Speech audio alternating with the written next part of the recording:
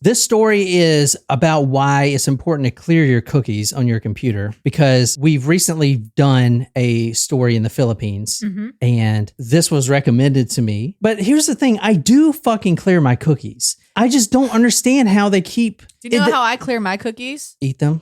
Out of the cookie jar. Yeah. I just do not understand. I use a VPN as well, but somehow I'm getting recommendations that are tailored to me. But don't you think it's like storing your posts? Like if you're visiting your own post about it, that might do it. Maybe. So Google is seeing that I mean, it's also listening to what we're saying right now. No, I'm literally, guys, I use a VPN and clear my cookies. So there's something else that they're doing. Yeah, maybe they got a tracker on my site or whatever, and they see that, I'm looking at this. Yeah. Because I'm not just talking about true crime. I'm talking about like tailored recommendations for products. Yeah. But it's like, how are they doing it if I'm being proactive? And, how are they still getting through? It's crazy. It's everywhere. Yeah. Big Brother is everywhere. All right, so check it out. This is where we're going to tonight. This is Magsaysay Drive. We are in the hustle and bustle of the Philippines. This is the Philippines, yeah. I love Filipino people, as persons. They're really nice. They are. And they're very hard workers. That is true. And you know what's great about them? So this sounds fucked up, but I know. See, most companies hire either someone from India or the Philippines. They're about the same rate, which is literally cheap and nothing, but you get the advantage of the Filipinos speaking English. So there's no translation barrier. I don't know but they are the same rate, literally. Have you ever had Filipino food? No. It is so good. Lumpia? Yeah. Delicious. Jen, I want to show you. I don't think there's any Filipino restaurants around here, is there? I know some Filipino people, so if you... And they are... Well, they do have a food truck. Lumpia. That's right. Yeah. Jen, I want to show you this. This is weird. All right, number one, look at this crazy ass taxi. Oh shit, these are Mercedes? Wow. Those are cool. Yeah, those are really cool. Derek boy. Those are cool. So we're in Olongapo in the Philippines. This is the city here, but look at this. I showed Nicole this the other day. Tell me what you think about this. Wait, where is it at? It's over here. I think you could probably go to any power line post, honestly. Yeah. Wow. Look at this tangled mess. That looks safe. I mean, can you imagine seeing that over here? That would you would never see this over here in America. There's no effing way. Like, look at this shit. I mean, look, there's just lines hanging down. Like, what are these for? They're just like hanging down. Like, how do you even know what's what? You don't. Holy tits. Anyway, so tonight we are going to October 11th, 2014. And this case is recommended to me because of the search history and stuff like that. But still, I don't think anyone's covered it. And as Nicole said last week, like, I do take on cases that no one wants to touch. And which is why I get like in trouble a lot, I guess. But because he just does not give a shit. I don't give a shit, and I'll be the first to admit I'm fucking ignorant and shit, and I say stupid shit. I'll be the first to admit that, but guess what? At least I fucking admit it. You know what I'm saying? That's true. Self-awareness is important. It's like all these other true crime podcasts, like, oh, we're just doing this for the victims, Oh yeah, well, why don't you take all your ads off your podcast, not make any money? Tonight we are going to the Philippines, Olongapo, and we're actually going to a specific nightclub. It's not open anymore, but the sign is still there. The nightclub is above the OBGYN. Oh, so like, if you all your needs and if you go out one night and then you're out all morning and you're like, you know what, I can't find my keys, and then and I need a pap smear. Is that where you're going with? I don't know where I was going. I can't find my keys and I need a pap smear, so fuck. Anyway, tonight we're going to Ambiance nightclub. So this is a top floor nightclub. It's no longer open. If you look on Google Maps, no longer open, but at the time it was 2014. I don't think it closed because of this story, but I doubt it closed because of this story. But this is where we're going, Ambiance. We're going to 11:10 p.m. at night. Tonight we're talking about a female that was there in the bar. Her name is Jennifer Laude. Have you heard that name? No. I doubt you have, because like I said, this is a story that's not really well known, but this is what she looks like if you want to describe her. Young. I said I think she looks like a model. Yeah. And I can't tell, like, it doesn't. I don't think she's naked. She's not nude maybe here. Not. Oh, I mean, maybe that's a bikini string like top. I was thinking that was a necklace before. Because there's like prayer hands behind her. Yeah. So why would she be nude? I don't know. Maybe that's not a real background. Who knows? Well, yeah, obviously she's not floating in the sky above the clouds.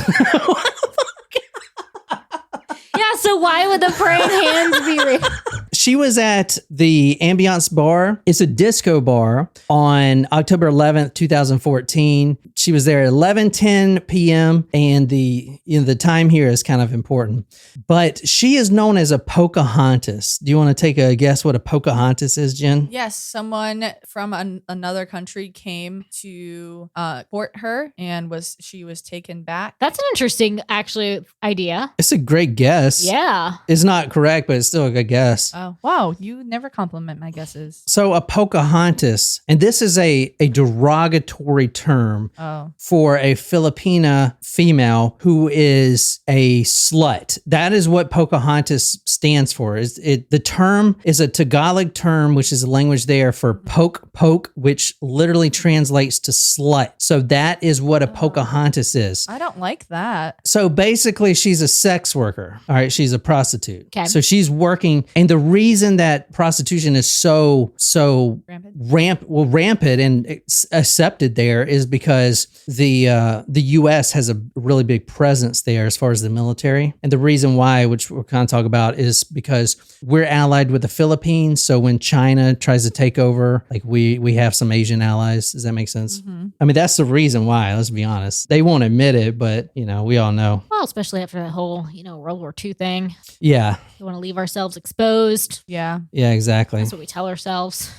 So let me show you like this inside of the club because it actually looks really freaking cool, like seeing inside this damn thing. So I'm putting all these photos on talkmore.com. You definitely want to see what the victim here looks like, and you want to see some of the other photos. We do have the death photo of her, and is very weird looking, but you definitely want to go there and check it out. But I want to show you the inside of the club right now. I'm trying to pull it up. And one of the main sources I used was from a Vice article. This is inside the nightclub. Pretty cool, eh? Ooh. So you're walking up these stairs. Now she, and her name was Jennifer Laude, she is standing on top of the stairs. There's two other females with her at the time, her friends and roommates. They're at the top of the stairs. They're there to accept offers for sex. That's why they stand on top of the nightclub. And it was really accepted there. So that's what she's doing. Mm-hmm. And a man walks up the stairs. And let me show you this man right quick. Here is the man that walks up the stairs to meet her. If you want to describe this guy.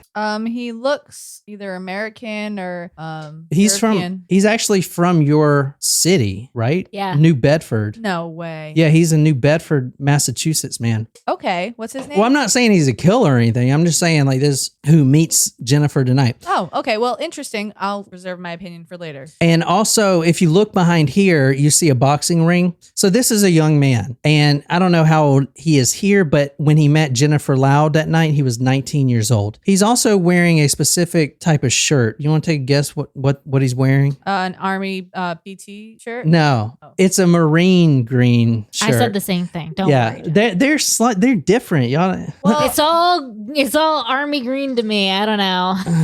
Like an olivey green. I don't know what the difference is. Well, I guess I don't know. Yeah, let me show you. I wanted to show you like the difference. The different There's shades greens. of green. It is for real. No, I believe it. Yeah, it is. All right. Anyway, so because you don't want to be like mistaken for another branch. You all have different colors. So Joseph Pemberton, he's a U.S. Marine, private first class. Joseph Pemberton, 19. He was there with all of his other Marine friends and Navy friends. They were doing a joint exercise, which is really prevalent from the U.S. We always send our ships there, whatever. So he's on shore leave. He has to be back on the ship by midnight, right? And it's already 11:10, 2014. Okay.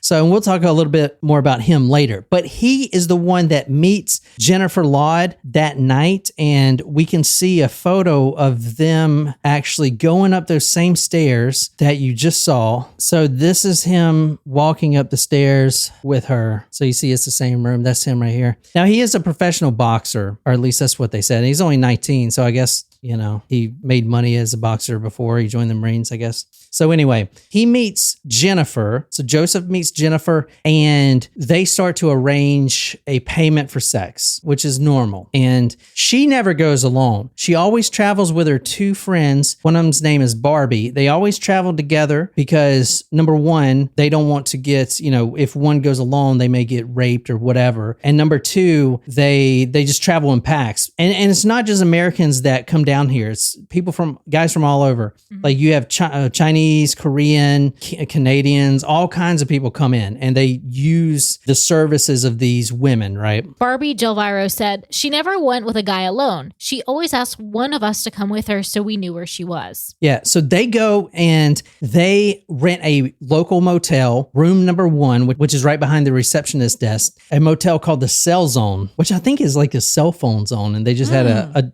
a spare room. Oh, maybe. Yeah, I'm pretty sure that's it. Barbie's there too. She is negotiating a rate for Jennifer. Jennifer suggested 5K pesos, but Joseph Pemberton said he would only pay 1,000 pesos, which is $25. So she wanted $125, but she decided to do it for $25. And what that means is oral sex and maybe full sex. I'm not sure. Court sources say part of Pemberton's testimony indicated that he, that he had oral sex twice in the room with another woman, one in stand-up position and another lying down, before he had oral sex with Laude. So he is getting oral sex from Barbie, we're imagining, standing up, and she's just kind of, you know, breaking the ice, I guess, kind of getting him warmed up. Then she's about to leave. So she actually leaves, and then the actual transaction of sex is going to, you know, take place with only Jennifer Laude and Joseph Pemberton in the room. Jennifer is performing oral sex on this 19-year-old Marine. He is laying on the bed, pants down. She's, you know,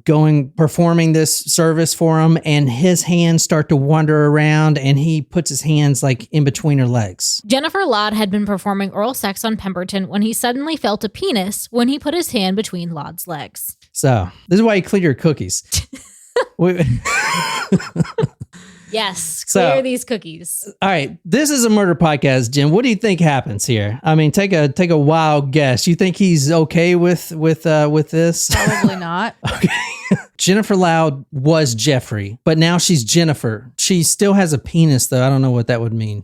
You could be transgender without receiving a surgery. Okay, yeah, that's her. And this is important, but she didn't have breast implants. Okay. Or no, she did have breast implants. She did have breast implants. Yes. Yeah, she did have breast implants. It was her friend that did not. Okay, gotcha. Yeah. Yeah. So, okay. This is her right here. This is Jennifer Laude. This is her photos. Honestly, you can't tell. I mean... No, I would. You can't tell. No. You can't tell that she is a he. There is a movement going on, and I never heard of it, but it's called the trans-panic defense. All right, so I'm just going to throw that out there and let you think about it. Okay. The basic question I want you to think about, this is the big question. Does a transgendered person have to disclose their, quote, genital status if they're about to engage in sexual activities with a person? So that's called the trans-panic defense, which we want to talk about. But let's first talk about what actually happened in the room. 30 minutes after Barbie and Jennifer and Joseph got into this room, 30 minutes later, Joseph walks out, just kind of, you know, walks out coyly. Is that a word? Yeah, like coy is like... Coyly, yes. Joseph walks out nonchalantly. He actually leaves the door ajar. Now, the housekeeper is pretty excited about it because now she can just clean up the room. These are rooms for the night. Yeah, these are like sex rooms, basically. You rent it for an hour or whatever, and then they clean it up real quick, which I really doubt they're doing much of anything, getting some stains out the wall. But then they just resell the room. So this is the room right here. The room actually doesn't even have a bath. It has one toilet and then this. This is all you're getting. This room, which is just a bed, sheets, not even a cover, and some literally jerk off towels on the freaking banister. A shitty little fake candle with a have a nice day. Have a nice day. Please don't come everywhere. Or please come again. Have a nice day. Please come again. There you go. I wonder if that's what it says. Okay, so this is the room you're getting. So 30 minutes after they rent this room, he walks out, leaves the door open. The housekeeper goes in there to clean it to get the next person in there, whoever wants to rent a room. It is interesting that he didn't bother closing the door. Like he left it open for like didn't matter that it was. Well, maybe he left it open. Maybe he left it open so that he could say that someone else went in there after him. Interesting. That's really smart. Yeah. So obviously she's dead. If you're making that conclusion, I mean, we did see a photo with like prayer hands and clouds, so I just assumed. Yeah, that's a good point. So the thing is, that's a really good point. I mean, I'm not putting 2 and 2 together. Context today. clues, people. I think you're putting 2 and 4 together or something. Getting 2 and 2 equals 4. All right, it does. Jen, that's a really good point. If he did leave the door ajar after killing her, he could say he thought he closed it, but maybe someone went in there after him. Although the room was right behind the reception desk. Exactly. All right. So people are going to see if somebody else went in or out. Exactly. Unless there wasn't anyone at the reception desk. Because who would sneak into a room if they're going to get caught? True. All right. So right after he leaves, I mean, he walks out, shuts the door. I mean, she sees him walking out, number one. If you want to read this is from the Times Leader. From the Times Leader on October 20th, 2014, quote, a housekeeper entered the room to find Laude's body partly wrapped in a bedsheet in the bathroom. She had apparently been drowned in the toilet, according to Police Chief Inspector Gil Domingo. All right, so here, Jen, this is the death photo. Now, this is graphic, so if you're watching this live on live chat on YouTube, just know that this is a dead body. But this is what the housekeeper found, and this is the photo she took on her phone. So this is her. Oof. The bottom photo is that their head in the toilet seat? Yeah. I know. It's really weird, isn't it? It looks weird. Snapped. Yeah. I'll put this on talkmore.com, but apparently the neck is not snapped, but the photo is really odd looking. It looks like her neck is elongated, but you see her hair, like this black stuff, that's her hair. You see the hair coming out of the bowl? Unless that's her face right there and the hair is just on the side and you can't see the ear, it's pixelated. Like, is her head face down or is her head to that's the back of her neck. You can't, or is it the side of her face, but you can't see the ear? Is there? So this is her shoulder here. Yeah. So maybe her head's like this. Could be. You can't really tell. Yeah. Okay. I see. So this is her face, but it's too pixelated to tell. Yeah. Okay. And this is her ear. Yeah. I can kind of see the ear. Oh yeah. You can see the sideburn. You can't see the ear, but you can see the sideburn. But wouldn't it still be kind of awkward? It's awkward. Yeah. But it's not like her neck is 3 feet long. You know what? So I think this part right here is her other arm and shoulder. And I think maybe. I think this is where the neck kind of cuts off. Maybe. Because it looks like she's kind of humpback. And the photo is really grainy. Her neck looks very, very bent. The photo is really grainy. This is she is wrapped in a bed sheet. Yeah. Regardless, she's wrapped in a bed sheet and her head's in the toilet. Her head is in the toilet. Now there is no bathtub or shower. It's only this toilet and it's got very low amount of water in it. But it is possible to drown in a very small amount of water. Yeah, you don't even need to be in water to drown. Yes. And then if you want to describe her face, this is what her face looks bruised. Is that her tongue? We don't know what that is. I don't know if that, like, I'm assuming that's at an autopsy table or something. So I don't know if that's something in her mouth as like a mouth guard. I think that's her tongue. Or that's her tongue and her lip is above the tongue. But it seems like her tongue is real purple. Yeah. Well, yeah, she's dead. Yeah. But did she like choke on her tongue or something while she was swollen? drowning? I mean, all right. Anyway, she got a bloody nose as well. Yeah. So if we look at the actual autopsy report, this is what we see right here. This is the actual autopsy report. I'll put this on talkmore.com, but this is what we see. So reading, number one, I want you to keep this in mind. It says cadaver of Jeffrey Laude, and it says a fully developed,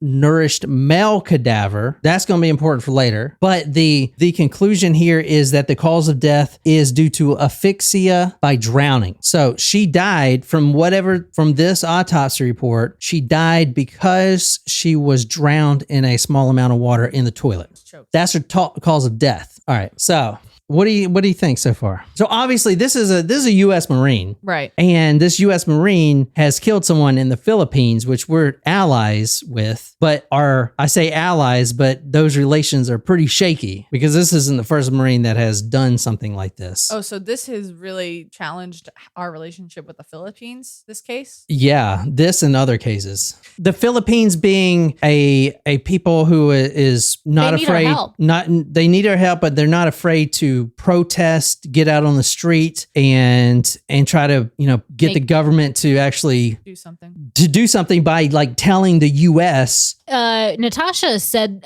something really interesting. The way toilets are designed, you can't drown in a toilet by yourself. If someone is found drowned in a toilet, it's always murder. Oh, really? I wonder if that's universal.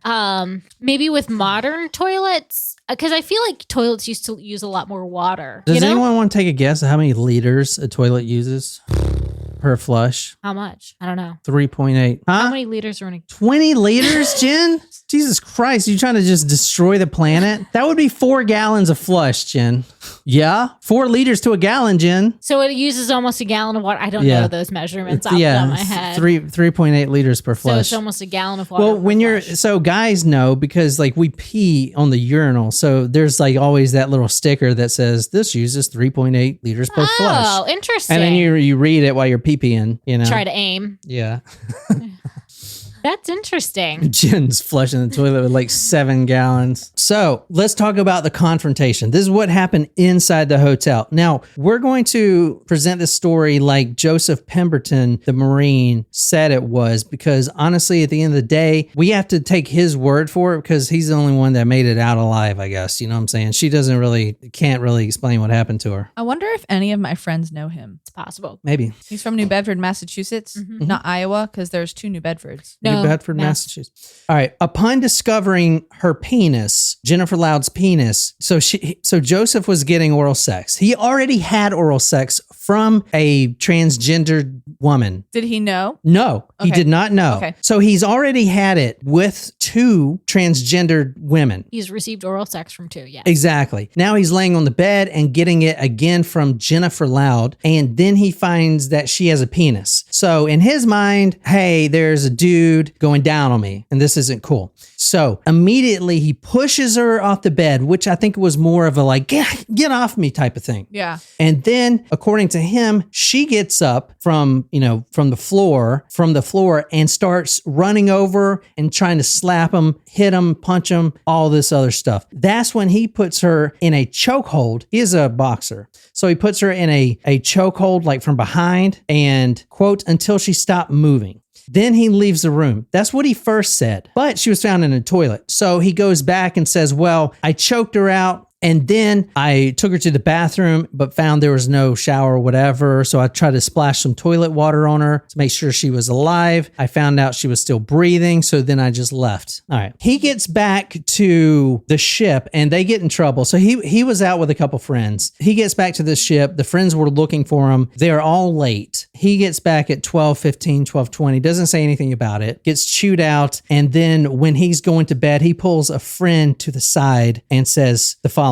This friend's name is Jaron Rose. He had to testify on this case. Pemberton says the following, quote, I think I killed a he/she. So he/she. He's talking in private to this friend. He says, quote, I think I killed a he/she. And then he says that he killed her, or he thinks he killed her when, quote, he saw that it, end quote, had a dick. So it, he got angry and choked, quote, it, end quote, from behind. So. From The Guardian, August 2015, while in bed, Pemberton discovered that Laude was a transgender woman and pushed her away, causing her to fall off the bed. Laude allegedly slapped him hard and was about to hit him again, prompting Pemberton to punch Laude. All right, so what do you think? He said he tried to revive her, saw that she was breathing, and left the room. Evidence, there were condoms in the bathroom. An expert witness, Derek Dorian, testified that the fingerprints did match his, so we know it's him. There was also lubricant in the room that matched what it was on his penile shaft. So they know it was him. No one else came in, type of thing. Let's talk about this guy, Joseph Pemberton, Marine.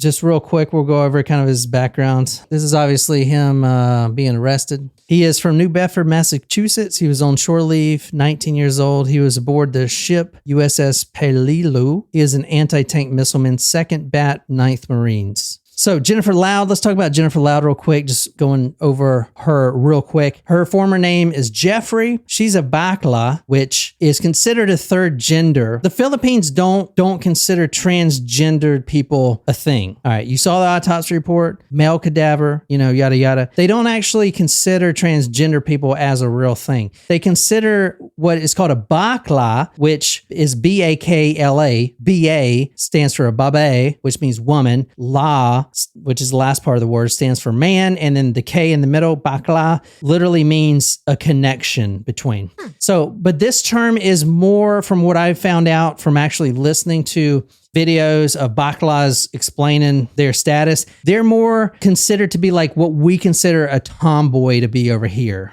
And that's because the Philippines do not want to consider a transgender person. They will not. It's like not very accepting type. Is not accepting. So they'll consider her more as a gay man. So to them, Jennifer or Jeffrey was a gay man. That's how they consider her. Would it be more a consideration as like a drag queen type thing? Like they have another identity as the female? I'm talking about for maybe legalese purposes, like on their documentations. So that's interesting. They're not going to put, if you're transgendered over here, would you put female or? Well, if you go through the whole process, you would identify as yeah, that's not going to happen over there, or either female. So that's not going to happen. On the documentation over there, it's male. So you're given an assigned gender at birth. You got a penis, you're a man, and it's going to stay that way even if you change your name. Got it. See, there is a country, and I don't know if it's the Philippines. There's a country where being transgender, and it might be the Philippines, but it's part of the culture. That's Taiwan. I think there are a couple. Are you thinking of Samoa? I'm not sure, but it's widely accepted. That's Taiwan. We've done that story. Maybe. What do you mean maybe? No, I think there's a couple of countries where it is. All right, we're not going to go over much of her background because it would get too long, but she was engaged to a German man who came over, and I'm not going to get into all that. I'll do a write-up and put it on the website, but you want to know all about the background. But this isn't the first time that Jennifer Laude has done this specifically. Okay. So that's why I told you to think of the trans panic. And the trans panic, I'm just going to read this. This is from one of this LGBTQ+. You could say the alphabet mafia. Well, I think of it like, so it's easy to remember if you think like large BLT. So LGBLT. No, there's no another second L. It's LGBTQIA+.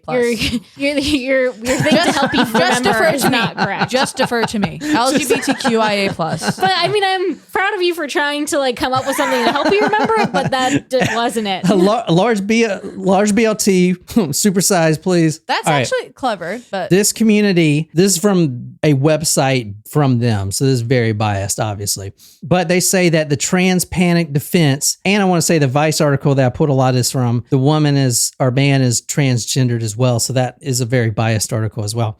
But anyway, the trans panic defense strategy is a legal strategy that asks a jury to find that the victim's sexual orientation or gender identity expression is to blame for the defendant's violent reaction, including murder.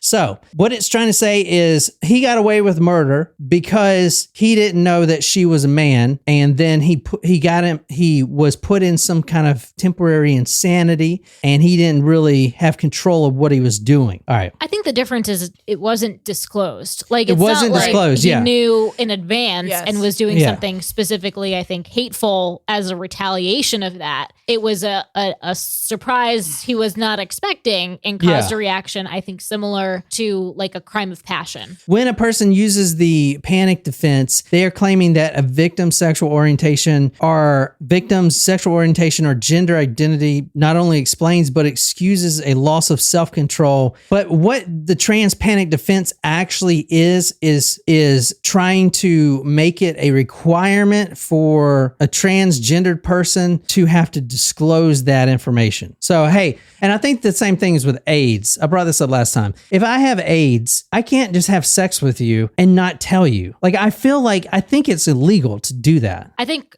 No, somebody I'm- did I'm confirm protect- it is. Yeah. I'm basically giving you a fucking death sentence. If you're not using protection, yeah. But I mean, like, I think you have to disclose either way. You should be able to. Condoms break all the fucking time. yeah. Yes. You Then what the should. fuck? Like, you're gonna give someone AIDS? Like, I feel like you have to fucking disclose that. If not, you should be tried for fucking murder. It is someone confirmed last time. I think Chris. So Well, I think should it's they the have same to? way with any STD. Like, you want to make sure that you disclose it if you come Yeah, but it's not a requirement. No, but I'm just saying it's common decency. If you have a sexually transmitted infection or disease or virus or whatever you want to call it, STIs they call them now. If you have something that you can pass on to someone, or even if you didn't know at the time, but you go to the doctor and it's like, oh shoot, I have chlamydia. You want to tell the person that you just, if number one, especially if it is your partner. Number two, even if they're not your partner, but you did have, sexual relations with them, you want to be responsible and be like, hey, just so you know, like, you might want to get checked because I came back with this, so that you don't pass it on to someone else. It's just kind of like common decency to do that. But I feel like there is another level of there's another layer to the trans panic defense, because it's not like you're necessarily passing on an STI to someone. No, it's not. The trans panic defense is nothing to do with it. No. Let me finish. Because, all right, so let's say, all right, we're talking about disclosing whether or not you have an STI. That's one thing. That is not the same. Let me clarify. That is not the same as declaring you are a transgendered person. But I think that the extra layer comes from transgendered people are trying to, and I'm not transgendered, so I can't speak for the transgendered community. However, what I can kind of gauge is, like, if you are a transgendered person, before you transition, you are not happy with your identity. You feel like you don't identify as your sex assigned at birth. So once you transition, some people choose to have gender confirming surgery, some people choose not to. But you're living life as the identity that you identify with. Right. So it's hard because if you don't have gender confirming surgery, but you still feel like you are, if you still identify as a female, or if you still identify as someone who does not possess specific genitalia, then you may not feel like you need to disclose that. Do you see what I'm saying? It's like, however, on the other side of that, if you are someone who, all right, no, I got it. Like, all right, let's say one thing. All right, if you have a type, for example, some people like people that have, blonde hair and dark eyes, or some people like tall people, and some people like short people, and some people like, so if you are not someone that, if you are someone that is hiring a sex worker, and you want to have penetrative sex, if you are looking to have vaginal sex, and the person that is offering you sex, does not have a vagina, but poses as someone that does, that's false advertisement. But if the agreement was not for vaginal sex, and if it was for oral sex only, and then it moved along, it's still false advertising. I don't want some dude sucking my weens. Like, I would fucking be pissed. Well, legally speaking, they're not a male, but legally speaking, they are. It's different in the Philippines. I'm just trying to be. Dude, PC. You got a fucking dick. You're a male. You're not gonna suck my dick. You know what I'm saying? Like, dude, I would fucking flip. But you were enticed enough, because I thought it was a chick. I thought it was a girl. The same thing with him. He thought it was a girl. He would not get oral sex from two guys. No, maybe he wouldn't. He but didn't he was know. attracted enough to the person. He didn't know.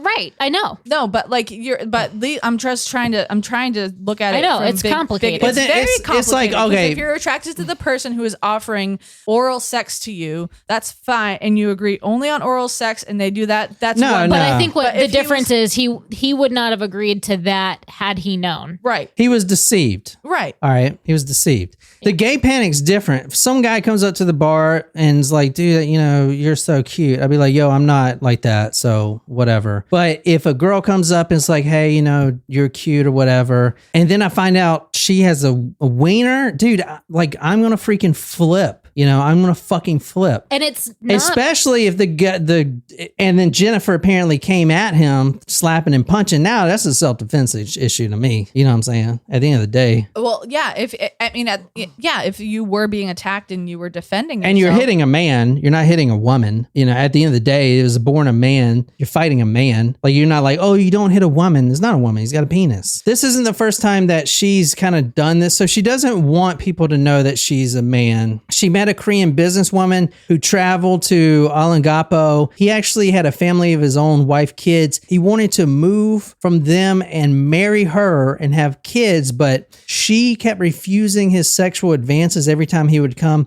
She even pretended to, quote, slash her wrist, and she used fake blood to do that so that he wouldn't know that she was really a man. From Vice, Laude, nervous that Pemberton might discover the girls were trans because Jelviro didn't have implants, quickly agreed to lower the rate and rushed her friend out of the room. Please be safe, my friend, Jelviro told Pemberton in stilted English as she left. Well, my question is, if you if you're a sex worker and you agree on what's going to be done ahead of time, regardless of what your gender identity is, even if Jennifer was a naturally born woman and he wanted to have penetrative sex, but she did not want to, and he went to do that anyway, that would be a crime against him anyway, correct? What? You're saying it. I think that probably happens a lot as long as he pays for it. He would not have choked her if it was a female. Well, no, but I'm saying the reason he flipped out is because she had a penis. I understand that, but I'm saying that if the contract was for oral sex only. I think here's the thing. It's no contract. It was $25. But you know what I mean? But they agreed on that before it happened. All right, this is. But she agreed because she agreed specifically so he would not find out. You just read that, right? Right. Oh, right. Okay. But here's the thing. She agreed on that. The fact that he reached under her between her legs is what you're saying, right? Even if they didn't agree on that, if they agreed only on that one act, right? And if she was a gender signed female at birth, he reached under and tried to fool around with her there, that's a breach of that's not something that she agreed to. That's not consensual. Yeah, but we don't know what they agreed to. But I'm just saying, and then she fought back to defend herself. He was leaving, from what he's saying. He pushed her out the bed, which he's just like, get the fuck off me. She flies out the bed. Then she comes running at him, hitting him and stuff like that. I think I know what you're saying is, I think in that situation, Jen, I think what would have, I never paid for sex, so I don't know. No, I don't. But I think you probably sex, well, hang on. If you want to do that, you're gonna need to pay a little bit more money or something. I don't think you would necessarily stop it. You would probably just be like, all right, that's gonna cost you extra. I guess if you're trying to earn money, then yeah. But I'm just trying to play devil's advocate here, Yeah. So the LG community says that you shouldn't have to disclose your genital status, but honestly, it's just, unless you want to get beat up a lot, it just seems like the right thing to do. Yeah, it's not going to end well. Exactly. Someone's going to be angry or upset or whatever. Unless you know in advance and you're cool with that. I think that if you go into the line of sex work and the Korean, stop talking. I don't want to say anything I don't mean. The Korean guy that she almost married, she didn't even tell him that. He to this day thought that Jennifer was a girl. Yeah. You know what I'm saying?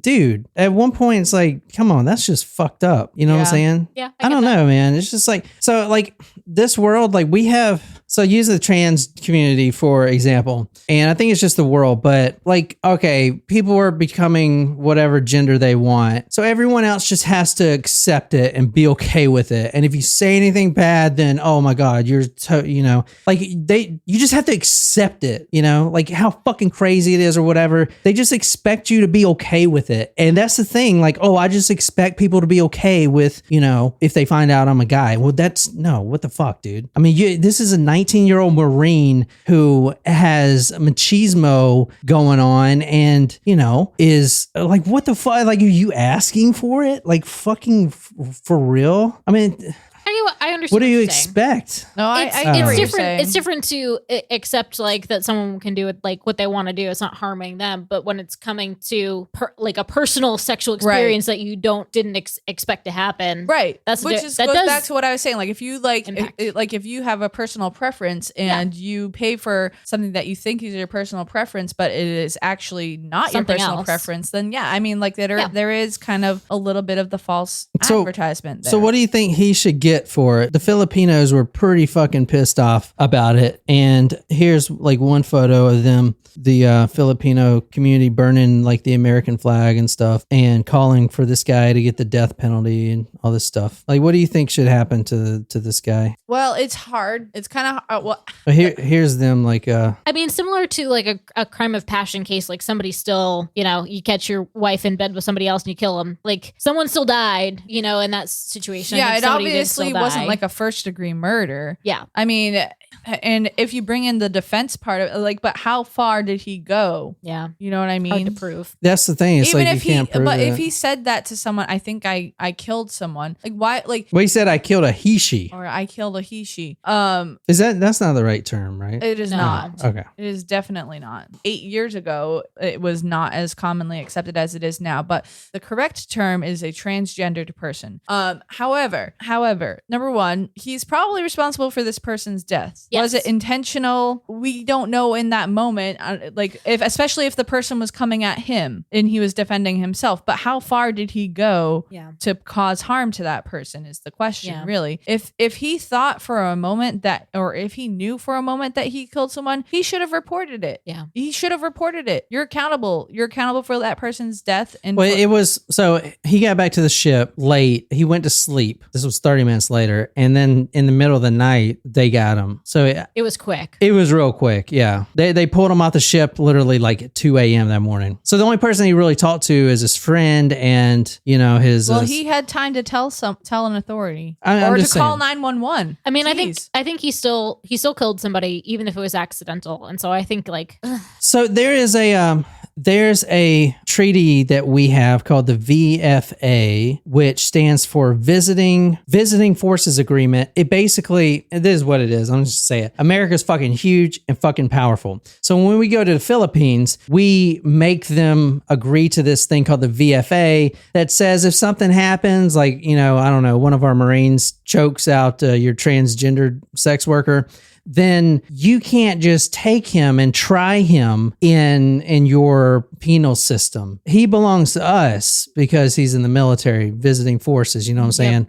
So, and that's an agreement. So a lot of Filipinos are really pissed about it because they knew that America was going to use that. For instance, like when he's awaiting trial, instead of being in a Filipino prison where there's like no electricity and it's like 100 degrees and diseases and all kinds of shit, he was kept on base in an air-conditioned shipping container with guards posted type of shit. You know what I'm saying? Like that's part of the VFA agreement. Like we can do that type of shit. And at the end of the day, we use it since America is so big and great. We can kind of bully some things. You know what I'm saying? Because at the end of the day, the government doesn't want us not to be there. They don't want to piss us off too much. So if all the Filipinos are like, yeah, fuck this, burn the American flag or whatever, they don't want us to leave. yeah. Well, what about this? What about this? Because they're not going to get invaded by another country if we have our battleships off. Here's a thought.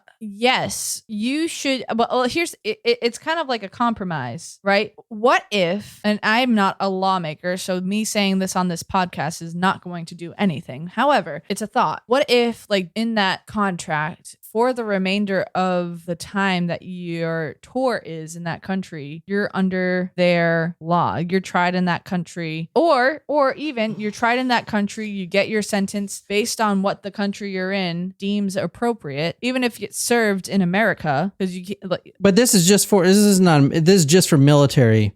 So you're a part. So if you're in the military, you're not a part of America per se. You're a part of the American forces, the military forces. Were you going to say they should serve time within the country's prison? Or just like they should be tried by the country, whether that be. But you know that country's going to tear his ass alive, which is why we had I would say you're going to get bias either way, you're going to get extreme bias. Yeah, yeah, exactly. But even from the American side, you're going to get the bias of doing whatever it takes to protect your asset, your soldier. So, but I'm not saying that that's a bad thing. I think I don't think it's a bad law, but I do think it's like meant to protect the soldier. Yeah, good or bad.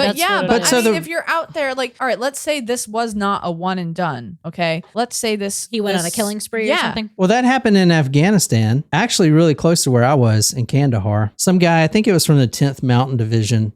At night he went into a village with his his M4 and just started killing women and children in the village. So we used the VFA law. You don't want to get. I mean, the guy would. Yeah. Being tried in Afghanistan, he would have got beheaded. Right. You know what I'm saying? Like, okay. I know, but what would America think about that? Oh, you're going to let this soldier that's been protecting our country get beheaded by them old Arabs? He goes to prison. You know what I'm saying? So he spends, I don't know, I guess he's still in prison. I doubt it. But in Leavenworth. I don't know.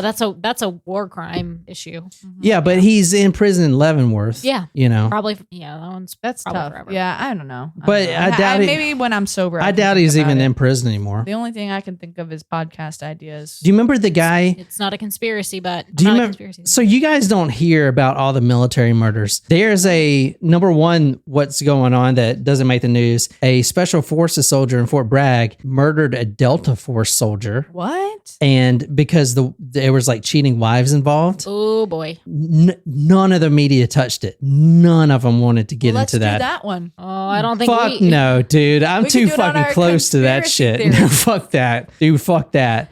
That's the one thing John won't do. You're talking about protection from the highest level of government when you're talking about. Let's talk about it after we are not on the podcast then, because I am intrigued. And that was going on. Another one, remember the Navy SEAL? He was a captain that beheaded the guy, beheaded this Taliban member, and did like an Instagram photo of his head. Oh no, like holding his head. No, I don't remember that. Well, he's acquitted. Trump acquitted him. I don't think he should have. That sounds about right. I don't think but shit like that you don't hear of. No. But I mean, that guy was a decorated soldier, you know? And I mean, over there, man, you see that shit all the time. They do that to us. Like, why can't we do that to them every once in a while? Two wrongs don't make a right. Exactly. Well, anyway. Anyway, so his sentence. Yeah, so he got sentenced to initially 12 years in prison. So the prison would be served at the military base, American-run military base in the Philippines. So he's technically still in the Philippines. And it was basically him isolated. And it probably was pretty cush. I'm not going to lie. It was a shipping container. It was shipping container. He probably had all the amenities, which, or whatever. He still got his pay, $2,300 a month, which equaled That's pretty crazy. $160,000 when he got out. $2,300 a month. And he was actually fully pardoned by Rodrigo, the president, Duterte. And he served less than 6 years. So he's out. I doubt he's still in the military. Yeah. If there was a way to prove that, like he had wounds or something like that would definitely make they didn't check the wounds. I know. Like if that was there, I would definitely be leaning more towards I think some prison time is appropriate. Yeah, you need to. It's most likely. But the Filipinos are pissed at this. They're pissed at us. But at the end of the day, what I want to say is, your president gave him a full pardon. Yeah. So don't be pissed at us. Even though, let's pull back the curtains a little bit.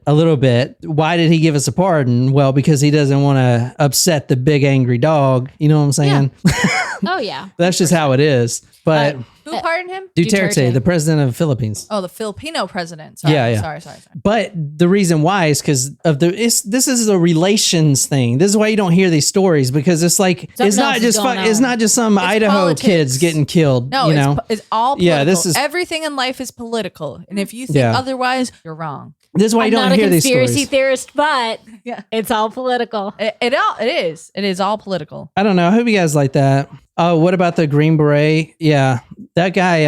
There's a lot of Green Berets that get in trouble. Remember, the guy, the mountain guy. What was that guy's name? Who was a former Green Beret, and he was living in the mountains, and he got involved in kind of a white supremacy group, and then the government showed up, and they fucking just opened fire and killed his wife. I mean, it was fucking terrible. Like, Jesus. You don't remember that? No. It's a big case. It was what was that? I can't remember. I don't know. But terrible. So and I remember there was a Green Beret before I got to Fort Bragg that showed up to a PT formation and just started offing people, Damn. What? It's crazy, man. But Yeah. I mean, at the same time, like, I don't know. So this guy, I understand you are putting yourself in his shoes. I get that. the guy from that shot up all the Kandahar families, man. All right, you spend 13 months over there. They're constantly fucking attacking you, right? Not the people. And if you're on a big base like he was, you don't really see the inner workings. So like I was in a village. So the people I was with, they were so happy that we were there because they weren't trying to kill us. They loved us, Right. But the Taliban, if you're on a big base and you're constantly getting mortared and shit like that, you just think the whole country's out to get you type of shit. Yeah. You know what I'm saying? Most of the guys over there, like the regular people, don't even know what the fuck America is. They never even seen a fucking map. They don't have Twitter. They don't have internet. Like there were some people that we actually went to this village that no one has ever been in since the Soviets, which was in the 70s. And they thought we were the fucking Soviets coming They're like, back. you're back. Hey. They were like, what the fuck? What about 9/11? They're like, what? What is that? I don't know that guy. What happened? Crazy. Like they have no fucking clue. And that's the majority of them. Because Afghanistan is literally nothing but a big fucking desert and mountains. So like the majority of the people are just fucking farmers. They don't give a shit. Yeah. They don't know what the world looks like. They've never seen a map. They just know that they grow this and they eat this. It's Yeah. fucking crazy. That's the people I wanted to protect. Because the Taliban comes in there and they fucking rape their wives and shit like that. Oh, fuck that. Fucking pussies. I don't know. Sorry. No, you are our American. Anyway, hero. whatever. All right. So I hope you guys enjoy that. Until next time, good night, you lovely, lovely people.